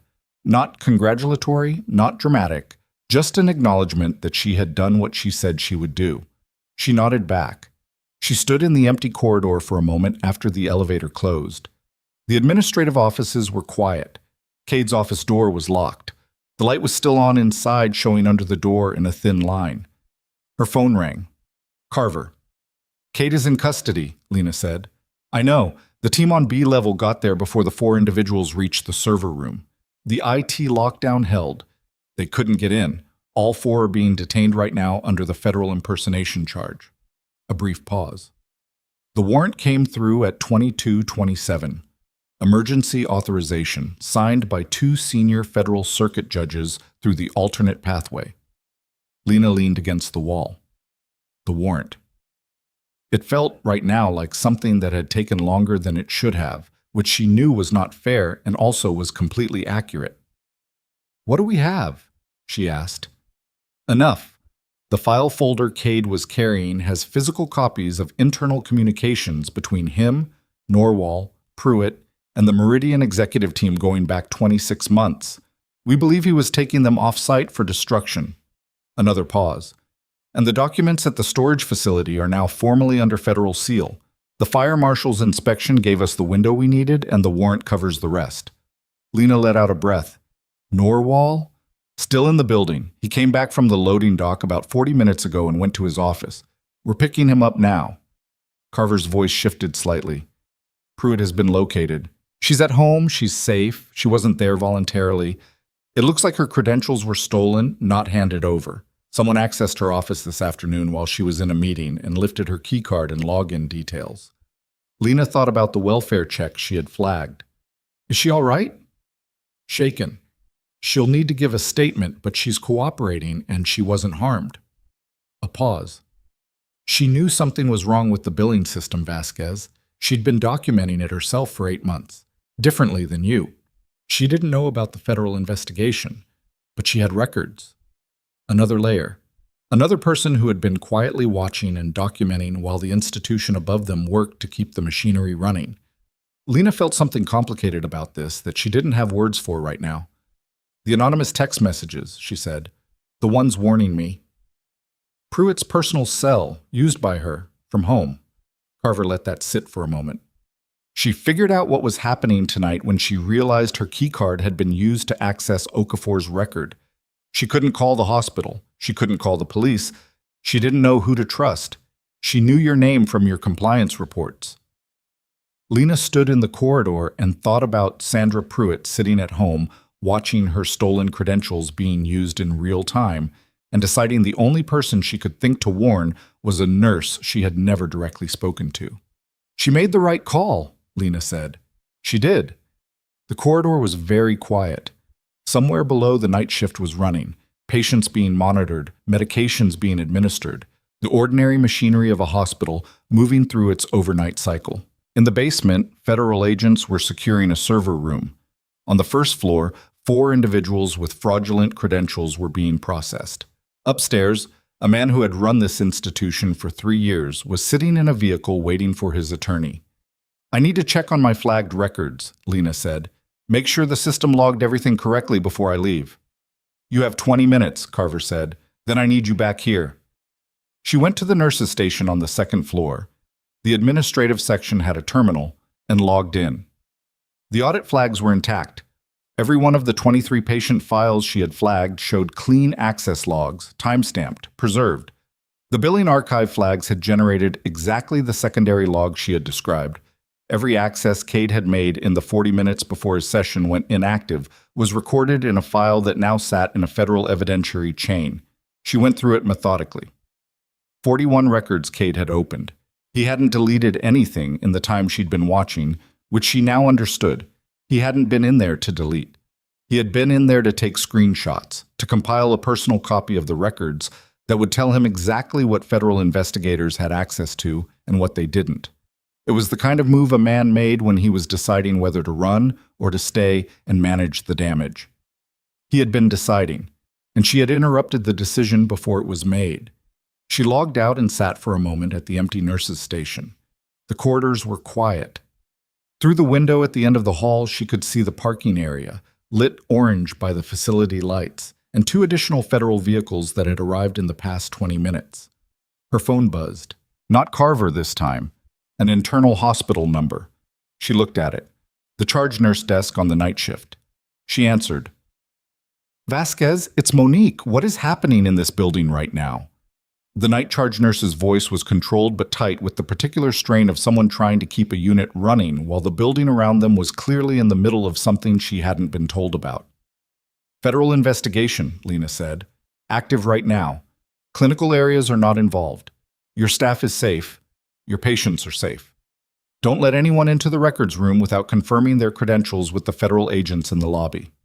A short silence. Were you here? Tonight? "I'm here now." "Is this about—" Monique stopped. She was a careful woman, and she was choosing her words. "The billing stuff. The veterans wing." Lena thought about what to say. "Don't discuss anything with anyone except federal investigators tonight. Document everything. Keep your unit running." Another silence, shorter. "Okay," Monique said. "Okay, you're coming back in, right? For your regular shift?" "I'll be there at 7, Lena said. "Keep things running until then." She hung up and sat with her hands on the desk for a moment. 7 a.m. was 8 hours away. She had been awake for 17 hours. She had been in handcuffs tonight. She had assessed a federal official in a field setting. She had driven across the city to a building she wasn't supposed to be in, and she had flagged 47 files while 4 people with fake badges tried to remove the physical hardware that stored them.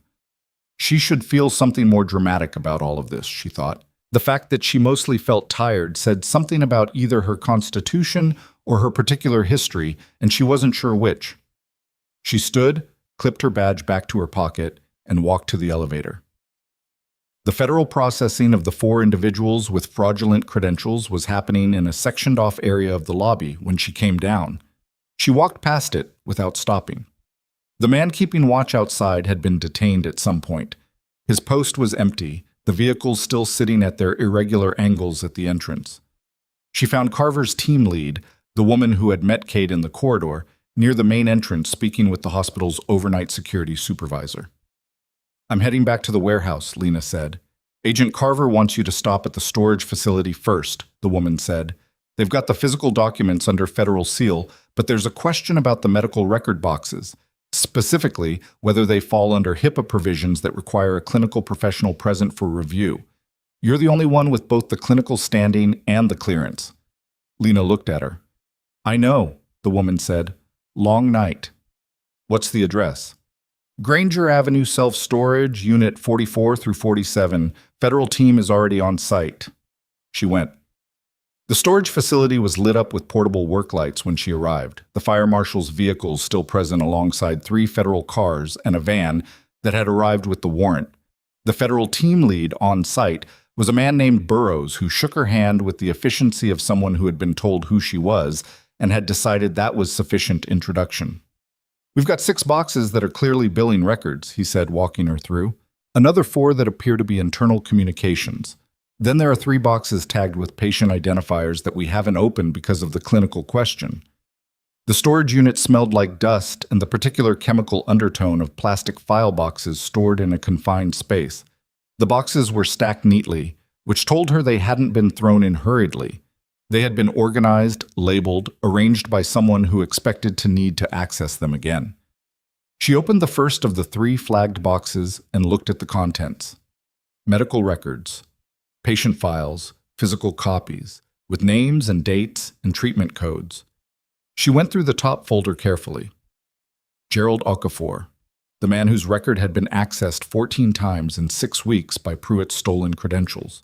His physical file was here, in a storage unit 3 blocks from the hospital, which meant someone had pulled his original records and replaced them, or intended to replace them, with whatever the digital version currently showed.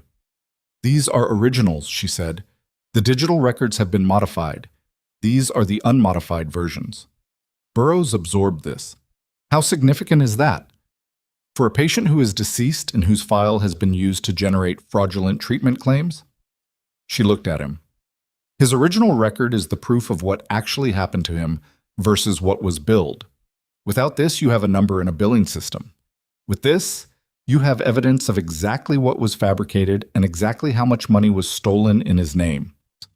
She said it simply and without heat, but she was aware, standing in a storage unit at 11:43 p.m. looking at the physical record of a veteran who had died and then been billed posthumously for medical treatment he had never received, of something that had been sitting behind the clinical detachment for the past 18 months. Not rage exactly. A quieter, more durable thing. All 3 boxes, she said. Same situation. Clinical records, originals, pulled from the hospital before they could be modified to match the fraudulent billing codes. She turned from the box. These need to be in federal evidence storage tonight, every one of them. Already planned for, Burroughs said. We just needed the clinical assessment to document the basis for inclusion. She spent another 40 minutes at the facility, going through the patient-flagged boxes with Burroughs and a federal evidence processor, documenting each file's contents and the basis for its inclusion in the federal record. It was tedious and necessary, and she did it with the same methodical attention she brought to everything that mattered, which was most things. It was after midnight when she finally got back in the blue Civic and sat in the parking lot of the storage facility for a moment without starting the engine. She thought about Cade's face in the corridor, the precision of the composure he had assembled when he saw her. She thought about Norwal at the loading dock, unhurried, directing. She thought about Dale Rourke earlier that evening, earlier, though it felt like a separate era, putting handcuffs on her in front of the ambulance bay while a man in a wheelchair filmed it. She thought about the 18 months before all of this.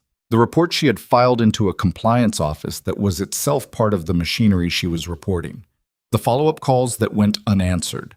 The meeting where she had been told, in the language of institutional HR, that her documentation practices needed to be reviewed, which was the language institutions used when they wanted someone to understand that continuing to document things would have professional consequences. She had kept documenting. She had just done it differently after that. She started the car. The drive back to the warehouse took 11 minutes. She parked, went inside, and found the operations floor quieter than she'd left it. Several of the laptop stations had been stood down, some of the personnel had shifted to phone briefings, and the whiteboard had been updated with so many new additions that the original network map was almost unrecognizable beneath the layers. Holt was on his feet, which was either good news medically or an indication that he had decided the situation overrode her 2-hour monitoring window. Possibly both. He was standing at the whiteboard with Carver, and when Lena came in, he turned and looked at her with an expression that was about several things at once. "Storage facility is documented," she said. "Original patient records are in federal custody. Burroughs has the full clinical assessment." "Good," Holt said. "Come look at this." She crossed to the whiteboard. The network map had expanded from the nodes she'd seen earlier. Cade, Norwal, Pruitt, Meridian Healthcare Solutions, the Federal Insider, and now had 7 additional names connected by new lines in a color she hadn't seen before. Red. The red lines ran from Meridian to 4 of the new names, and from those 4 names to a node at the top of the board she hadn't been able to see from across the room. She looked at the top node now. The photograph pinned there was a man in his early 60s, professionally dressed, the kind of image taken for an official biography page. The name under it was one she recognized from the federal oversight structure Holt had described during her assessment of him. Not a name she had known before tonight, but one that had context now. "That's the silent partner," she said. "The one with the federal employment record." "Garrison Webb," Holt said, "Deputy Director of the Federal Healthcare Reimbursement Oversight Division. He has been in that position for 6 years." He paused. "He has been directing the audit interference for the entirety of that time." She looked at the photograph. Webb looked back from it with the particular blankness of official photography, nothing in the expression that could be read as anything. "Where is he now?" she asked. "That," Carver said, "is the problem." Lena looked at her. Webb was in Washington this morning for a scheduled oversight committee hearing. His office confirmed his attendance at 10 a.m. At 2 p.m., his chief of staff reported that he left for a personal appointment and hadn't returned. He missed a 3 p.m. call. He missed a 4 p.m. call. Carver's voice was precise and unhurried. "He has not been reachable since 2:15 p.m. today, before Hensley went dark, before the calls from the hospital, before the judge recused, before any of tonight's operational movement." "He knew before any of them did," Lena said. "He was the one who told them," Holt said. "Webb has had access to this investigation at the oversight level since it was opened. Every time we got close to an authorization, something disrupted it. Delacroix's recusal tonight was not an accident. Webb had a relationship with Delacroix that goes back 12 years. He made one call, and she stepped back. His jaw was set. We should have identified him faster. That's on us." "Where would he go?" Lena asked. "With everything moving the way it has tonight, we have 3 possible locations under surveillance," Carver said. "A private residence in Virginia, a property registered under his wife's maiden name in Maryland, and a private airfield in Pennsylvania where he has a long-term hangar lease." She paused. "The airfield is the one we're most concerned about. If he has a plane, he has a Citation X," Carver said. "Range of over 3,000 miles." The warehouse was quiet for a moment. Outside somewhere, the night was producing the ordinary sounds of a city moving through its small hours. Traffic, distant sirens, the ambient hum of a place that never fully stopped. Lena looked at the network map. All of it. The hospital, the billing contractor, the compliance machinery, the federal interference layer, ran upward to that one photograph at the top of the board. "He built this from the oversight position," she said. "He was the person who was supposed to catch exactly this kind of scheme. He used that position to build one instead. And to make sure no one else could catch it," Holt said. She stood looking at the board. She thought about the $47 million. She thought about the veterans whose names had been used, some of them dead, their records pulled and altered and billed through a system that Webb himself had been responsible for monitoring. "The airfield surveillance," she said. "When did you put it up?" Carver checked. 22:50. Lena looked at the clock on the wall. "That's over an hour ago. Has there been any movement?" "Negative as of the last check-in at 23:30. "When is the next check-in?" 12 minutes. Lena stood and waited. The warehouse did the same, or felt like it did. The residual operational activity continuing in the background while the center of it held still. The 12 minutes passed. Carver's radio activated at 0011. Airfield surveillance, report. The response that came back was not the clean negative of the previous check-in. It was a voice under pressure, tight with the specific quality of someone reporting something they could not fully explain. We have a problem at the airfield. Hangar is open. Aircraft is not present. A breath. We have one individual in custody at the perimeter. Civilian groundskeeper. Says he was told to open the hangar at 11 p.m. by a call from Webb's office. That's all he knows. Another breath. We're pulling the tower records now, but early read is the aircraft departed approximately 90 minutes ago on a flight plan filed under a charter company name we haven't verified yet. Carver looked at Holt. Holt looked at the board. Lena looked at the photograph of Garrison Webb, looking back at nothing from his official biography. 90 minutes ago. While she had been at the storage facility, while the warehouse had been managing the Hartwell arrests, the warrant execution, the processing of 4 individuals in a hospital lobby. While all of it was moving, Webb had already been gone. Carver's second radio channel, the one Lena had not heard activated all evening, came alive with a voice she didn't recognize, direct, clipped, carrying the particular authority of someone much higher than field level. This is Deputy Administrator Crane. I need Agent Carver, and I need Vasquez. We have a developing situation, and it requires both of you on a secure channel in the next 3 minutes. Carver looked at Lena. Lena looked at the photograph. Vasquez, the voice said again, we know where Webb is going, and we need you to understand something about why. The secure channel opened with the background noise of an operations center running at full capacity. Keyboards, low voices, the specific ambient tension of people managing something that hadn't resolved yet. Deputy Administrator Crane came on without preamble. Webb filed the flight plan under a charter company called Northgate Aviation Services. The company doesn't exist. The tail number on the aircraft belongs to a plane that was decommissioned in 2019. A brief pause. What does exist is a private landing strip outside a town called Mineral Fork in rural West Virginia, registered to a landholding company that traces back through 4 shell entities to a man named Douglas Fitch. Fitch is Webb's brother-in-law. Carver was writing. How long is the flight? Citation X at cruise speed, roughly 75 minutes from the Pennsylvania airfield. He departed at approximately 22:30. That puts him on the ground in Mineral Fork at approximately 23:45. Lena looked at the clock. 0019. He's already there, she said. Yes, Crane said, which is why the next piece matters. West Virginia State Police were notified 11 minutes ago, and a federal marshal team out of Charleston is 40 minutes from Mineral Fork. They will reach the property. A deliberate pause. What I need Vasquez to understand is why Webb was going there, because it changes what happens next. Lena waited. Garrison Webb has a medical condition, Crane said.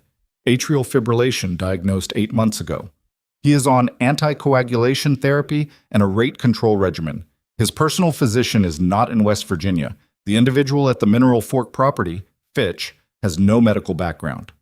Another pause. Webb has been under extreme stress for the past 12 hours.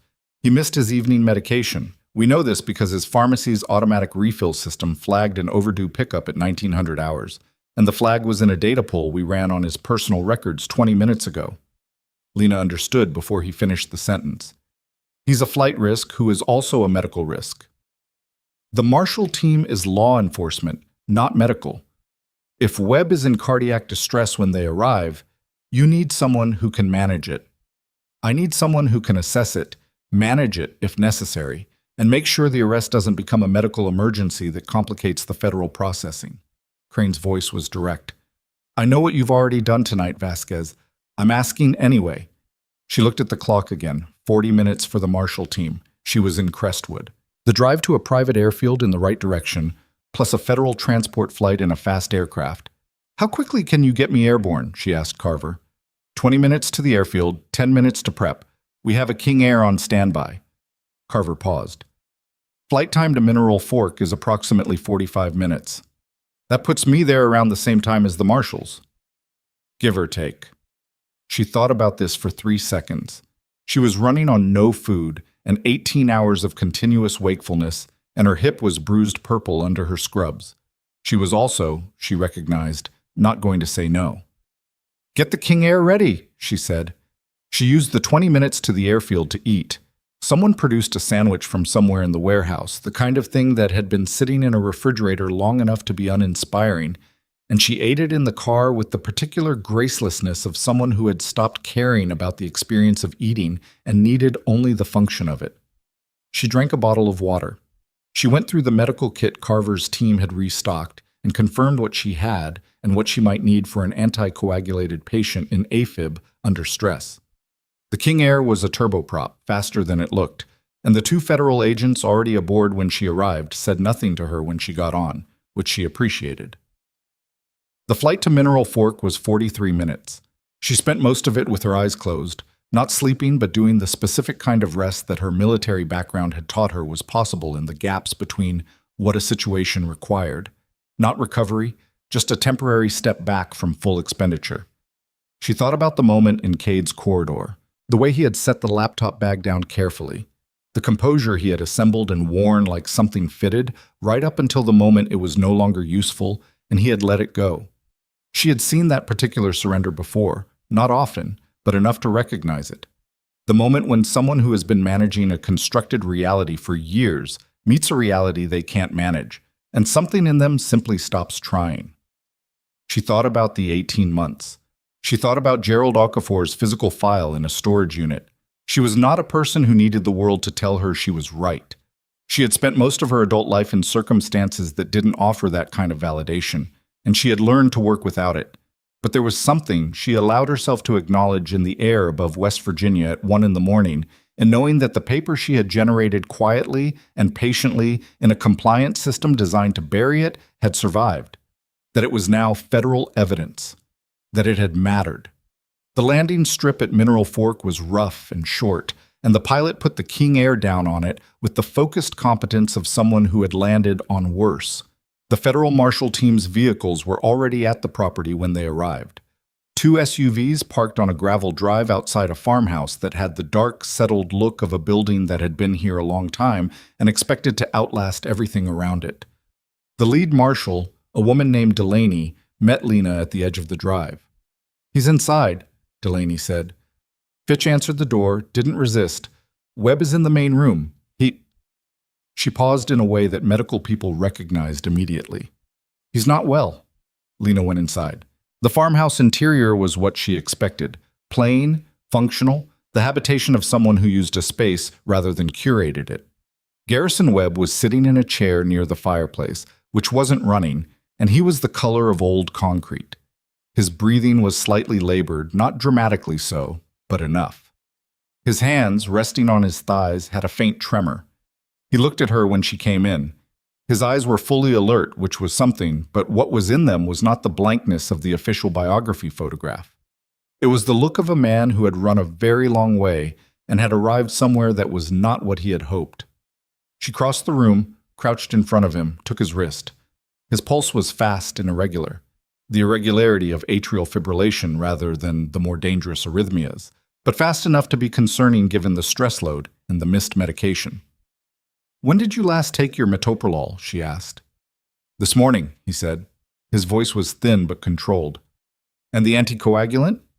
"Yesterday evening." She looked at her kit. She looked at him. "I'm going to give you something to bring your rate down. It's going to make you feel better, and I need you to let it work before you talk to anyone. That means no statements, no phone calls, nothing until your rate is under 100 and you've had water and you've sat still for 20 minutes. He looked at her. "Who are you?" "I'm the nurse from Hartwell General," she said, "the one you've been helping steal from." Something moved across his face. She didn't try to read it. She was opening her kit. "I didn't—" He stopped. 20 minutes, she said. "Then you can say whatever you want to say." She administered the medication, got water into him, and sat back on her heels and watched his heart rate on the portable monitor she had set up. And in the 20 minutes that followed, while the federal marshals waited with the patience of people who were practiced at waiting, Garrison Webb's rate came down from 142 to 89, and the tremor in his hands subsided and the concrete color in his face resolved into something merely pale. He looked at the monitor. He looked at her. "The investigation," he said. How much do you have? Enough, she said. He absorbed this. He looked at the fireplace, cold and dark. I didn't build it for what it became, he said. It wasn't an excuse exactly. It had the sound of something he had been saying to himself for a while and had stopped believing. That's between you and whoever prosecutes you, Lena said. She stood up. Marshal Delaney is outside. You're medically stable enough to be transported. I'd recommend a hospital evaluation in Charleston before anything else, and I'll document that recommendation for the record. She closed her kit. Vasquez, Webb said. She turned. The reports you filed, he said, through the hospital compliance system. I saw copies of them. 14 months ago, someone flagged them to me at the oversight level as a potential audit disruption. He paused. I was the one who buried them. She looked at him for a moment. She thought about the 14 months. The follow-up calls that went unanswered. The meeting about her documentation practices. The specific exhaustion of generating evidence into a system that was eating it. I know, she said. She walked outside and left him with Delaney.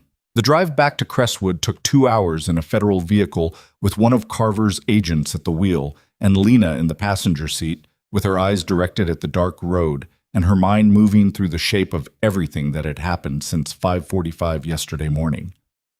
18-plus hours of continuous operation, 2 clinical assessments in non-clinical settings, 1 arrest, 600 miles traveled, 47 patient files flagged, and a man in a West Virginia farmhouse whose heart rate she had brought down from 142 to 89. She got back to Crestwood at 3:27 a.m. The federal warehouse was still active, but at a lower register, the overnight pace of an operation that had moved past its acute phase into documentation and processing. Holt was there. She had half expected him to have been transported to a hospital, but he was at a desk with a cup of coffee and a stack of printed documents, and the alert expression of someone who had found a second wind and was using it efficiently. He looked up when she came in. Webb is in federal custody, she said. I know. Delaney called it in an hour ago. He set down the document he was holding. How was he? Stable.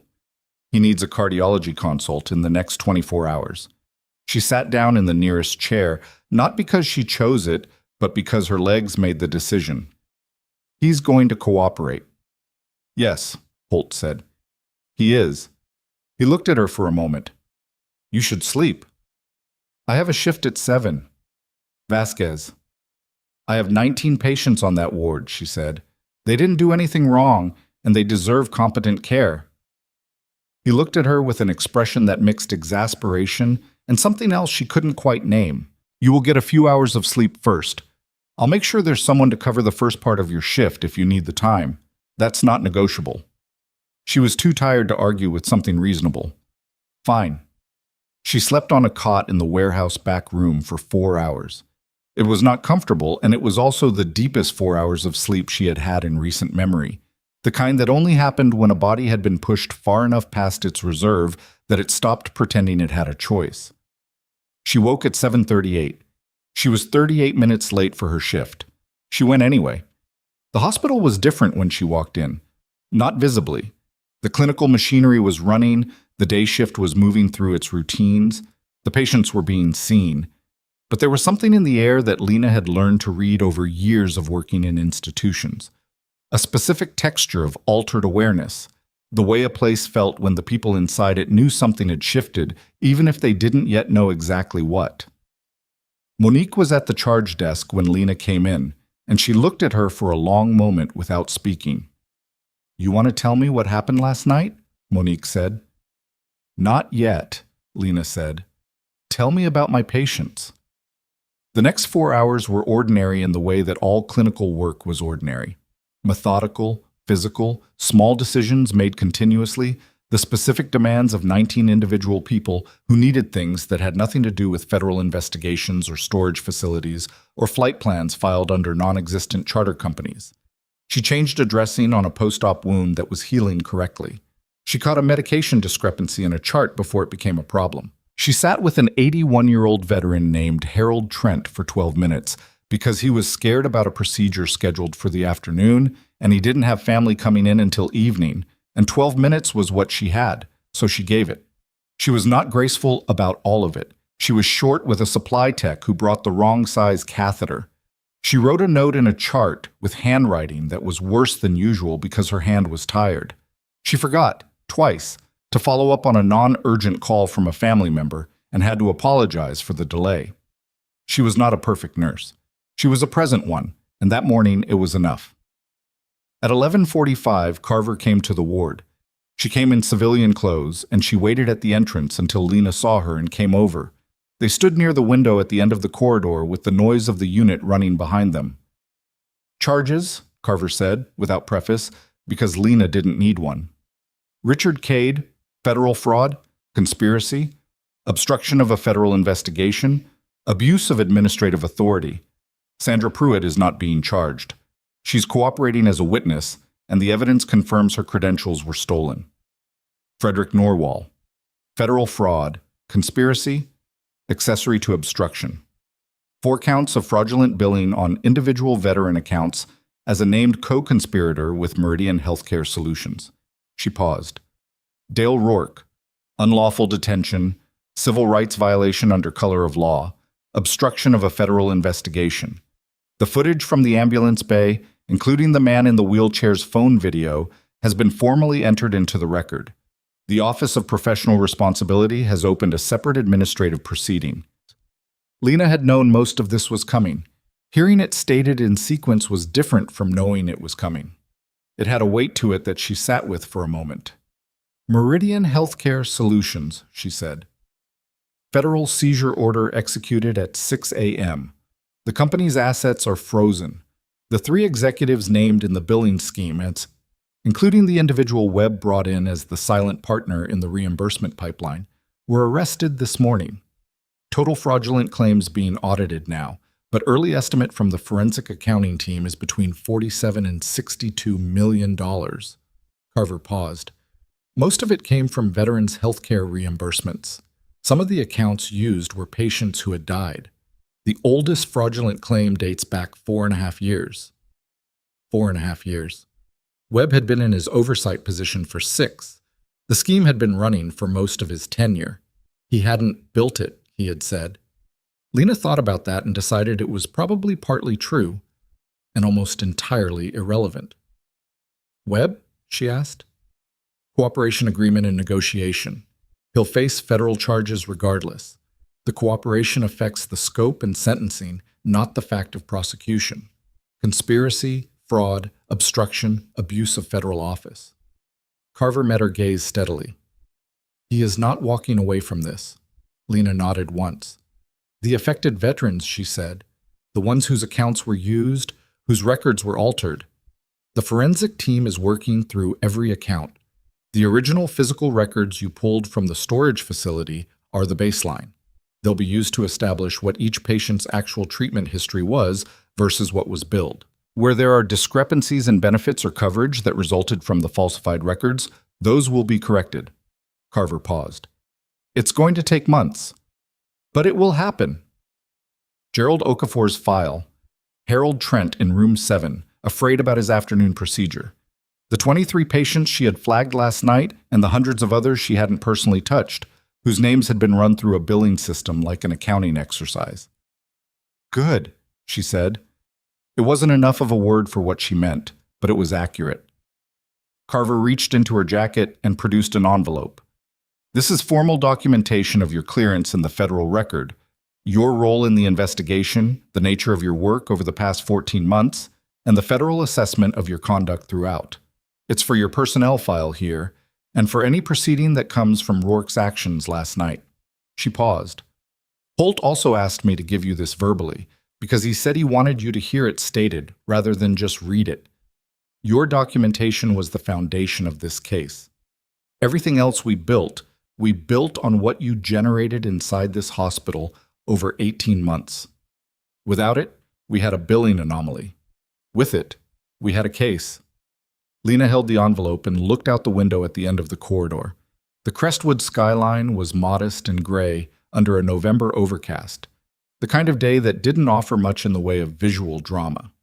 She had lived in this city for 4 years. She had worked in this building for 4 years. She had walked these corridors and filed these reports, and attended these meetings and stood in this specific quality of institutional fluorescent light for 4 years.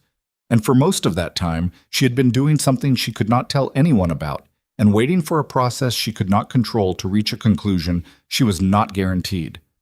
She thought about the morning she had first noticed the billing discrepancy in the Veterans Wing.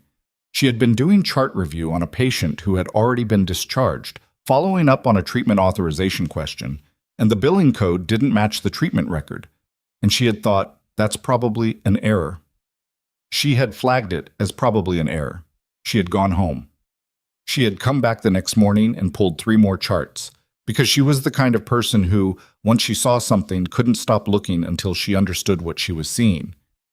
That was not heroism. That was a particular kind of constitutional stubbornness that had caused her problems in every context she had ever operated in. She was aware of this about herself. Deputy Director Holt, she said, his medical follow-up. Has he had a proper evaluation? Carver almost smiled. He was seen by a cardiologist at 6 this morning. Nothing structural. Hypertensive episode, stress and dehydration, compounded by low blood sugar. He's been told to eat regular meals, which I understand he received as news. He should be on a better monitoring regimen for his blood pressure. I'll tell him you said so. Tell him I'll put it in writing if he'd prefer. This time Carver did smile, briefly. I'll tell him that too. She left.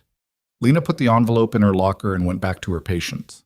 At 2 in the afternoon, a notification went out from the Crestwood Police Department's Office of Professional Responsibility that Officer Dale Rourke had been placed on administrative suspension pending formal investigation.